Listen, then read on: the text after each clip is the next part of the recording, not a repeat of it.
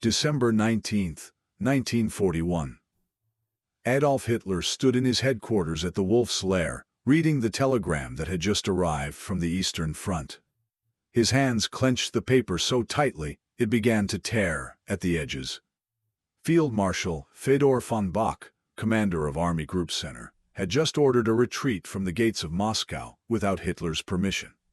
For 5 months, German armies had driven deep into Soviet territory. They had encircled entire Soviet armies, captured millions of prisoners, and advanced to within sight of the Kremlin's spires. The Wehrmacht seemed invincible. German soldiers believed they would be home for Christmas. Hitler believed he had already won the war. Then winter arrived. Not the mild European winter German soldiers expected, but the brutal Russian winter that had destroyed Napoleon's army 129 years earlier. Temperatures dropped to -40 degrees. German tanks wouldn't start. German weapons froze solid.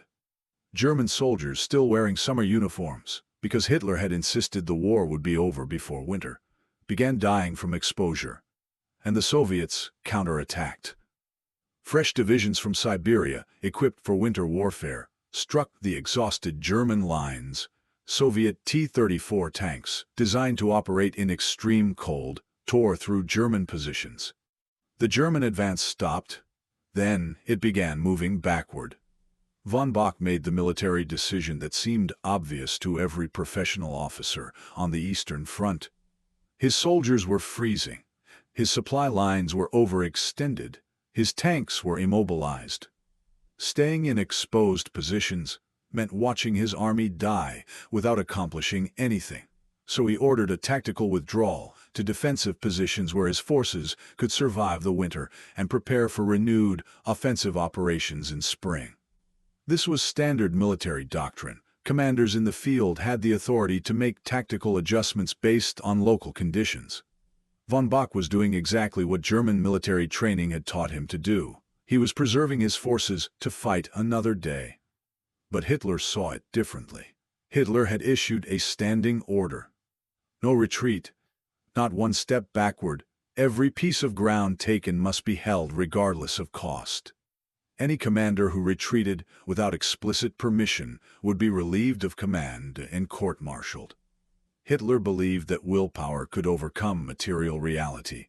He believed German soldiers could endure anything if ordered to do so. He believed that retreat was a moral failure, not a military necessity. And he absolutely believed that he, Adolf Hitler, understood warfare better than the professional generals who had spent decades studying military science. Hitler picked up the phone and called von Bock directly. The conversation was brief and brutal. Hitler screamed that von Bock was a coward. He said the retreat order was treason. He accused von Bock of wanting to lose the war. Von Bock tried to explain the military situation. The soldiers couldn't survive in their current positions. The supply situation was impossible. A tactical withdrawal would save the army for future operations. Hitler wasn't interested in military logic. He wanted obedience.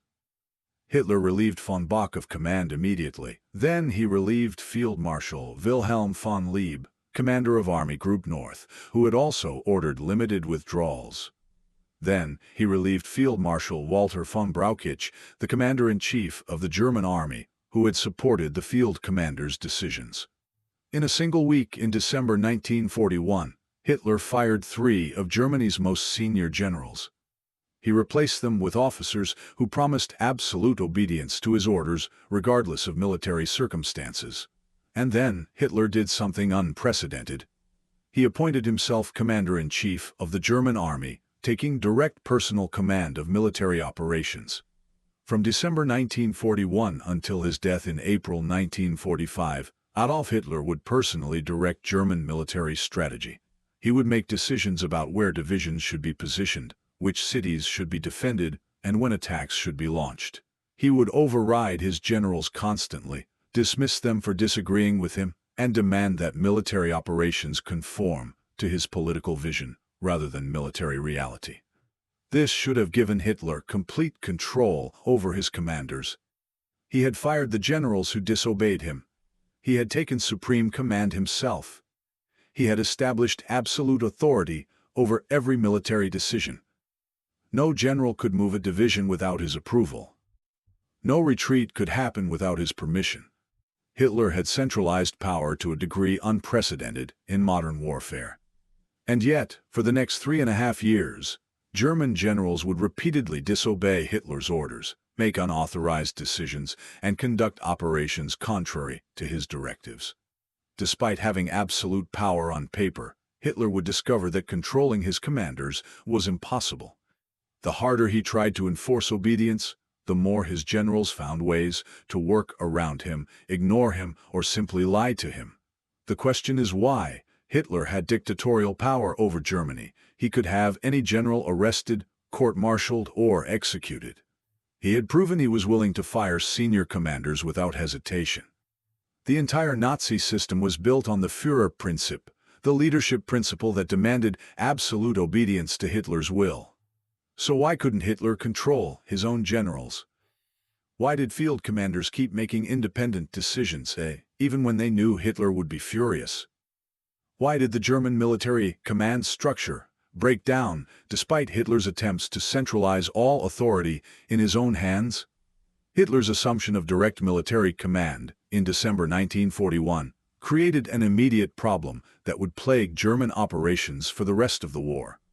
Hitler had never commanded troops in combat at any level above a corporal. His entire military experience consisted of 4 years as a dispatch runner in World War I. He had no training in staff work, logistics, or operational planning. He had never coordinated multiple divisions, never managed a supply chain, never made the complex calculations required to move armies across hundreds of miles of territory. What Hitler did have was an extraordinary memory for detail and an obsessive interest in military technology. He could recite the specifications of every German tank, artillery piece, and aircraft. He knew production numbers, ammunition quantities, and fuel consumption rates. He spent hours studying maps and reading intelligence reports. This created a dangerous illusion. Hitler believed that knowing technical details meant understanding warfare. He thought that memorizing weapons specifications made him qualified to direct military operations. He confused information with wisdom, detail with strategy. German generals recognized this immediately. They had spent careers learning that successful military operations require understanding terrain, weather, logistics, morale, and dozens of other factors that can't be controlled from a headquarters hundreds of miles from the front. They knew that battlefield conditions change constantly and that rigid plans collapse on contact with reality. But they couldn't tell Hitler this directly. Hitler didn't tolerate contradiction.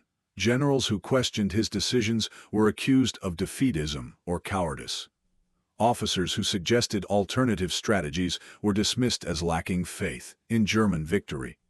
Hitler had surrounded himself with yes-men who reinforced his belief in his own military genius.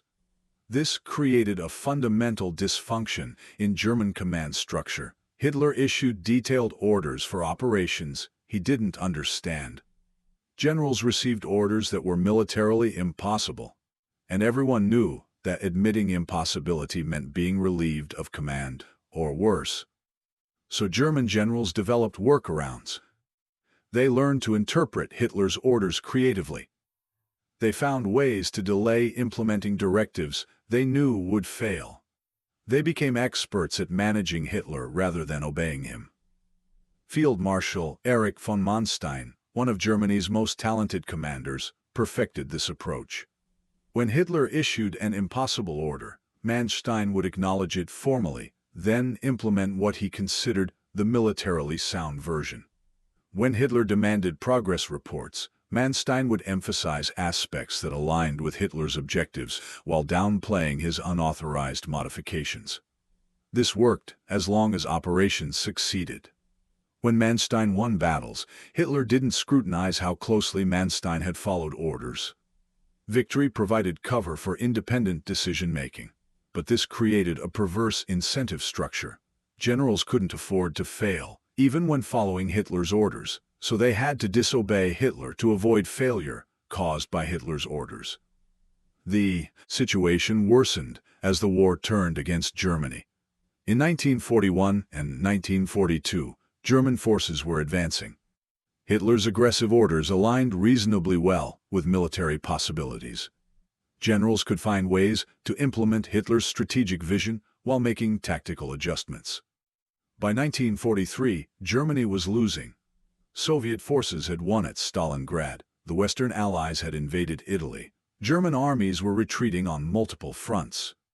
Military reality now directly contradicted Hitler's orders. Hitler still demanded that every position be held, that every attack succeed, that willpower overcome material disadvantage. German generals faced an impossible choice: obey Hitler and watch their armies be destroyed. Disobey Hitler and risk execution for treason. Most chose a middle path. They would obey Hitler's orders up to the point where obedience meant certain destruction. Then they would make unauthorized adjustments and hope Hitler wouldn't notice or wouldn't care.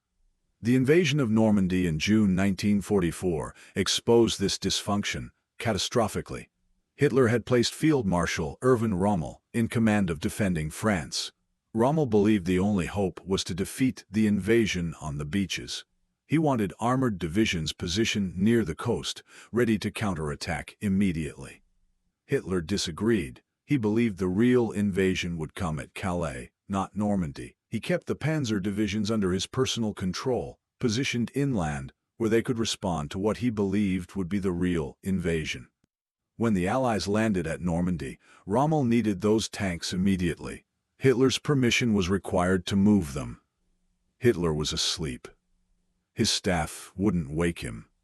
They knew he had been up late and would be furious at being disturbed. So for crucial hours, German panzer divisions sat idle while Allied forces established their beachhead. By the time Hitler woke and gave permission to move the tanks, Allied air superiority made daylight movement suicidal.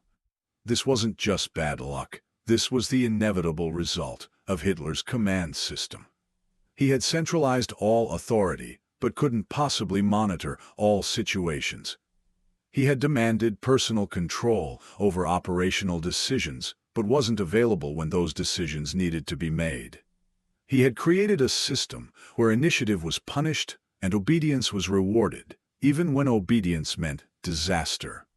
German generals at Normandy watched the invasion succeed while they waited for permission to respond. They had the forces, they had the plans, they didn't have authorization. And getting authorization meant navigating Hitler's court politics, his mood swings, and his ideological prejudices. Field Marshal Gerd von Rundstedt, overall commander in the West, later said that his job consisted primarily of passing along Hitler's orders and signing his name to reports. He had no real authority. He couldn't move divisions without permission. He couldn't plan operations without approval. He was a senior field marshal with decades of experience, reduced to being Hitler's messenger. By late 1944, the gap between Hitler's orders and military reality had become unbridgeable. Germany was losing on all fronts. Soviet armies were advancing through Eastern Europe. American and British forces were pushing through France. German cities were being destroyed by Allied bombing. The Wehrmacht was running out of fuel, ammunition, and soldiers. Hitler's response was to issue increasingly unrealistic orders. He demanded that cities be held to the last man. He declared fortress cities that must never surrender. He ordered counterattacks with divisions that existed only on paper. He forbade any retreat under any circumstances, and he threatened court-martial and execution for any commander who disobeyed. German generals now faced a stark choice: obey Hitler and guarantee the destruction of their forces, or disobey Hitler and possibly save some soldiers, but risk execution for themselves. The calculation had changed. Earlier in the war, following orders might still lead to victory. Now, following orders led only to pointless death. Some generals chose obedience. They followed Hitler's orders, held positions until overrun, and watched their units be annihilated. These commanders believed their oath of loyalty required obedience regardless of consequences, or they were true believers who thought Hitler's willpower would somehow produce victory, or they simply lacked the courage to disobey. But increasing numbers of German commanders chose disobedience. They began making unauthorized withdrawals, surrendering when Hitler ordered them to fight to the death, and ignoring orders that would result in the pointless destruction of their forces. The most dramatic example was Field Marshal Friedrich Paulus at Stalingrad. In January 1943, Paulus commanded the 6th Army, surrounded by Soviet forces and facing annihilation. Hitler ordered Paulus to fight to the last man, and to never surrender. Hitler promoted Paulus to Field Marshal, knowing that no German Field Marshal had ever surrendered. The promotion was meant to ensure Paulus would commit suicide rather than surrender. Paulus chose differently. On February 10, 1943, he surrendered along with 91,000 surviving German soldiers. This was direct disobedience of Hitler's explicit order. Paulus had chosen to save what remained of his army rather than sacrifice them for Hitler's propaganda. Hitler was furious. He denounced Paulus as a coward and a traitor. He told his staff that Paulus should have shot himself. Hitler began using Stalingrad as an example of why generals couldn't be trusted, why they lacked the will to fight, why he needed to control every decision personally. But Paulus's surrender established a precedent.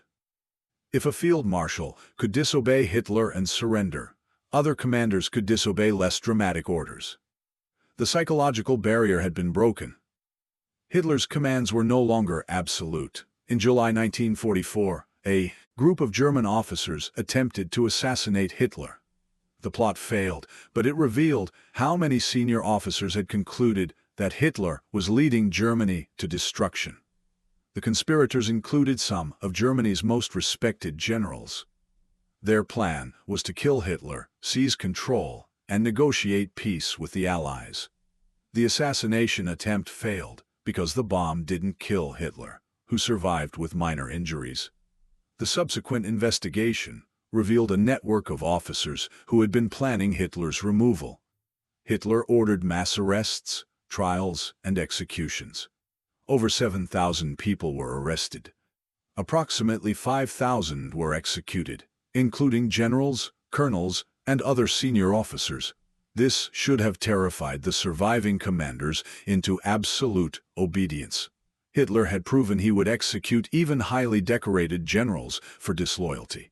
The message was clear: obey or die, but the opposite happened. The failed assassination and the brutal aftermath convinced many German commanders that Hitler was beyond reason. Officers who might have remained loyal now realized that Hitler would rather destroy Germany than accept defeat. Commanders who had hesitated to disobey now understood that following Hitler meant participating in Germany's suicide. Field Marshal Erwin Rommel, the Desert Fox and one of Germany's most famous commanders, was implicated in the July 20th plot. Rommel had known about the conspiracy, but hadn't participated directly. Hitler gave Rommel a choice: face public trial and execution with his family disgraced, or commit suicide and be given a state funeral with his family protected. Rommel chose suicide on October 14, 1944. Before he died, he told his son that Hitler was leading Germany to catastrophe and that the war was lost. The propaganda version claimed Rommel died from injuries. The truth spread through the officer corps. Even Rommel, Hitler's favorite general, had turned against him. By 1945, German commanders in the field were routinely ignoring Hitler's orders. When Hitler declared a city must be held, commanders would defend it briefly, then withdraw. When Hitler ordered counterattacks, commanders would report the attacks were underway while actually establishing defensive positions. When Hitler sent officers from his headquarters to verify compliance, field commanders would stage demonstrations of activity, then resume what they were actually doing. The most striking example came in March 1945 when Hitler issued his Nero Decree. Hitler ordered that all infrastructure, all factories, all resources that could be useful to the advancing Allies must be destroyed. Germany should be left as a wasteland. If Germans couldn't win, Germany itself should be eliminated. Albert Speer, Hitler's armaments minister, was ordered to implement this scorched earth policy. Speer refused.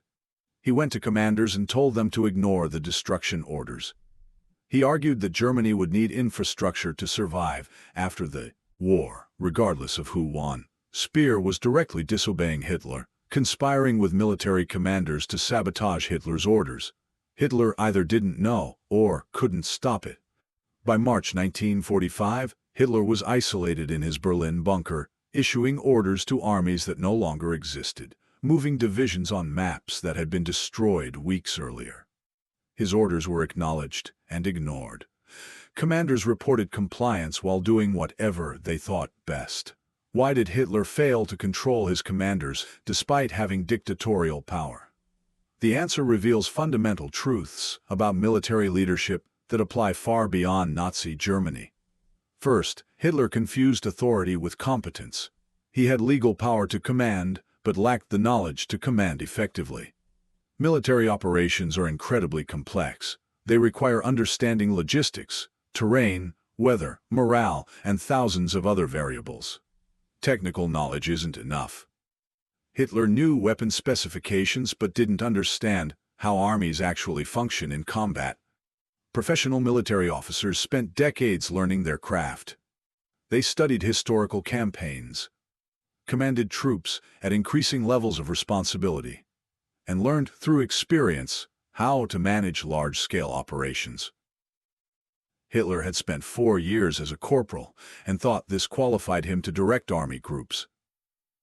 His generals recognized his incompetence but couldn't tell him directly without risking execution.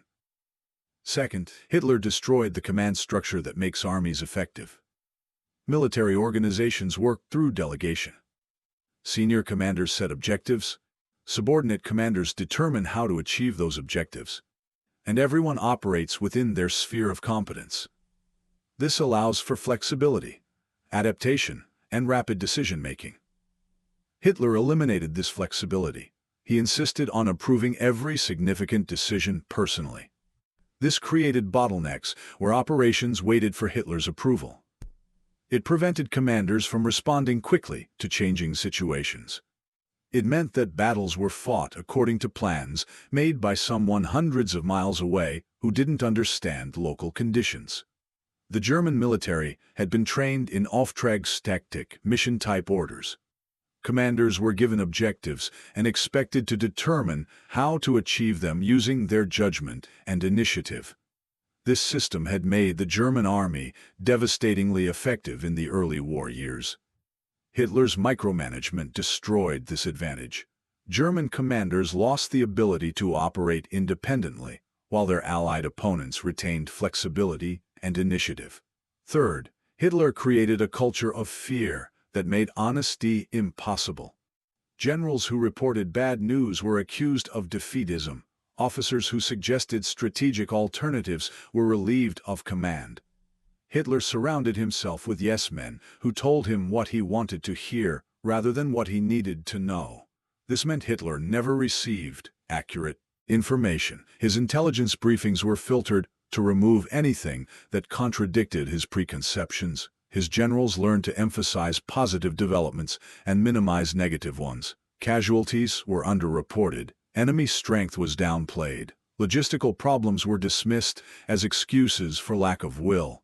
Hitler made decisions based on fantasy rather than reality, because his system ensured he never encountered reality. He believed German forces were stronger than they were. He thought problems could be solved through willpower. He assumed his orders were being followed when they were being systematically ignored. Fourth, Hitler never understood that soldiers are human beings with physical limits. His no-retreat orders assumed German troops could hold positions indefinitely regardless of supply, weather, or casualties. His counterattack orders assumed exhausted soldiers could summon infinite energy through ideological commitment.